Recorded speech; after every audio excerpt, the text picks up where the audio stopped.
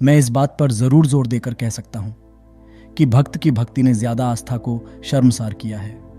प्रेम रूपी श्रद्धा कई बार स्वामी की बातों से भिन्न हो जाती है और भक्त के बोलबाले से सारी व्यवस्था फिर उथल पुथल हो जाती है। ये बात व्यक्तिगत तौर पर इस लेख में इसलिए रख रहा हूं क्योंकि अक्सर मेरा अनुभव इस बात को देखने में यही रहा है कि भक्त अपने स्वामी की सत्यता को अतिशयोक्ति और कई बार वैज्ञानिक दृष्टि के अभाव में अतार्किक रूप से रख देता है और इसका परिणाम एक गलत संदेश के रूप में समाज में फैल जाता है, जिसके कारण कई बार सही मार्ग निश्चित करने के लिए अवतारों को इस भूमि पर जन्म लेना पड़ा और हर एक अवतार के बाद उसके भक्त ने संप्रदाय बनाकर ऐसी व्यवस्था बनाई जिसमें स्वामी के प्रति प्रेम जरूर था,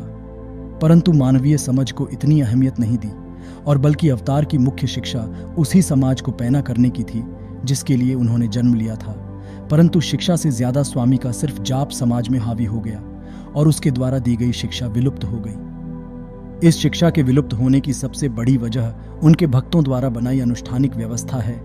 जिसमें स्वामी के प्रति प्रेम तो है जो होना भी चाहिए, परंतु शिक्षा के रूप में नहीं, किसी अनुष्ठान के रूप में, जबकि जीवन का एकमात्र शिक्षा को ग्रहण करना ही सबसे बड़ा अनुष्ठान है। ये इस प्रकार से संभव है जब किसी महापुरुष की शिक्षा मनुष्य ग्रहण करता है तो उसकी दृष्टि आम नजरिए से उठ जाती है और फिर उसके कर्म परोपकार के रूप में दिखाई देते हैं। ये परोपकारी कर्म ही असल अनुष्ठान है, ईश्वर का व अपने गुरु का, जिसने मुकम्मल शिक्षा इस समाज को दी। रही बात प्रेम और आस्था की, तो जब जब हृदय से परोपकारी कार्य उनकी शिक्षा के अनुसरण के रूप में भक्त अर्थात मानव करेगा, अपने आप प्रभु का स्मरण हो चलेगा।